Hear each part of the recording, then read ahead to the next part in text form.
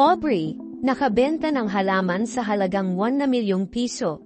Ang bongga naman ni Aubrey Miles na nakapagbenta ng halaman na nagkakahalagang 1 milyon pesos. Clan tita pala ang misis ni Troy Montero at pinagkakitaan niya ito noong pandemya. Hindi raw pala basta-basta ang halaman na nagkakahalaga ng 1 milyong piso na tinatawag na Spiritus Sancti. Galing pala itong Brazil na matatagpuan lang sa rainforest na very rare daw talaga.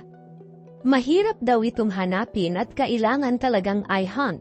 Noong una raw niya itong bilhin ay pinatubo niya muna ito para mas dumami ang mga dahon nito para maibenta. Binente niya raw ang isa nito ng P300,000 habang T200,000 ang isa pa na mga nasa 2 dahon lang daw. Bukod pa sa pinagkakakitaang halaman ay meron din siyang A Miles Pawn Shop. Kwento nga ni Troy ay mas organized daw talaga ang misis pagdating sa pera at lagi raw nila itong pinag-uusapan.